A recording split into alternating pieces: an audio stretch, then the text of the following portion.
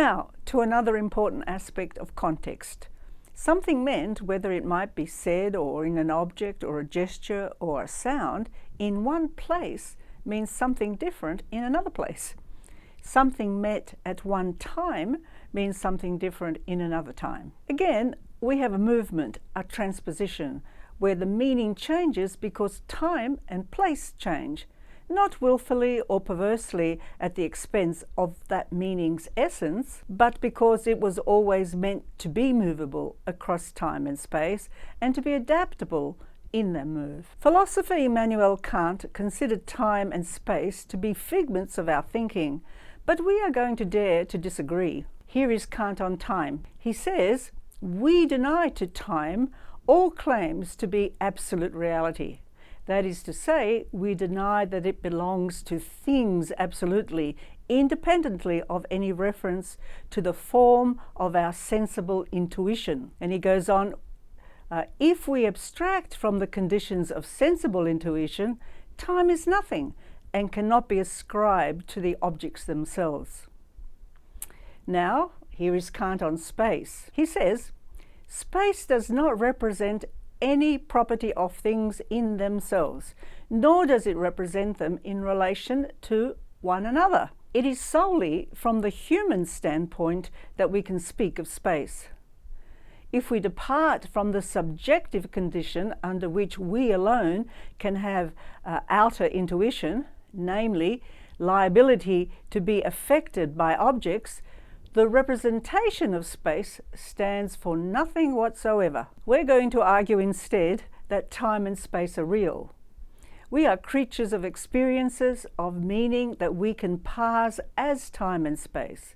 We have learned our time and space from their material and social experiences. Philosopher of time, Hans Reichenbach, says that there are two cardinal types of time: points in time and durations. In this diagram, E is the point of an event, R is the point of reference, and S is the point of speech, which we would want to rename more broadly as a moment of participation in meaning. We want to make a simple point for now, which becomes, of course, more complicated when we discuss it at greater length in the book. That these experiences of time are real. We learn these meanings of time from having experienced it. We feel time, we live time, we materially mean time. Time exists in all the forms of meaning, though of course in different ways. Here, for example, are some of the ways of meaning duration, while statements in text are during statements in speech. Duration might be expressed in image as a timeline, episodes in embodied experience, or tempo in sound. In the digital era, we have time that is absolutely relentlessly grounded to number, years, months, days, hours, minutes, seconds, and a universal ontology of event that allows all our apps and devices to talk to each other. Not that time has always meant the same thing for all members of our species. Time may be a universal, unavoidably material part of human experience, but we configure it quite differently in our multimodal experience of event. A fire insurance inspector and amateur linguist Benjamin Lee Whorf spent a long time working with Ernest Nakayama, a native speaker of the North American indigenous language Hopi, who was at the time living in New York City. The harder he looked, the more different the Hopi system for dealing with time seemed to be from English tenses. From this came the famous linguistic relativity thesis. That is, he believed that people speaking different languages think and live the world in different ways. Whorf could have made this a multimodal grammar. He seems to concede with the little figures and the idea of an objective field where bodies are gesturing and configured in space. The Hopi experience of time may be reflected in their speech, but there is more to meaning than that. The question then is, how different is the Hopi experience of time? What do the differences mean? And what is the scope of the possibility of being human? Could we throw away the stress that comes with the merciless march of numbered time? And now, place.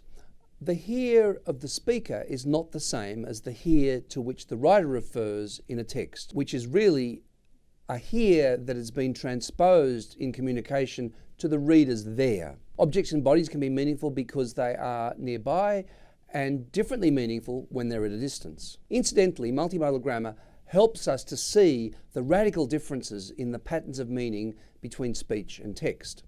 The phonemic transposition of here from speech to text is in fact a radical transposition of meaning across space. It unmasks the illusion that text is merely a transliteration of speech.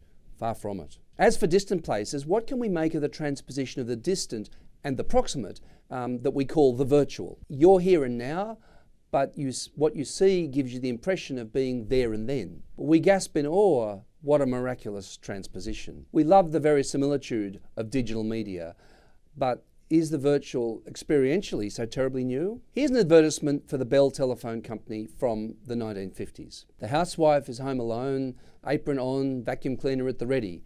But Bell Telephone will make sure she is reassuringly not alone. She's on the phone talking to a friend. And there, reassuringly, is the photo of the virtual husband, presumably off at work. The non-present speaker is a wonder of telephony and the radio, though speaking at a distance is quite different from speaking in person. Context has to be framed differently on the phone, more explicitly because space is not shared. This is where here means something quite fundamentally different from what it does for co-present speakers. As for the photograph of the husband, imaging is much older, as old as humanity in fact, where a distant subject is evoked by its re-representation. The virtual is just another transposition, a traffic of meaning between distant and proximate places. We've been doing this for as long as our species has been drawing and later on writing.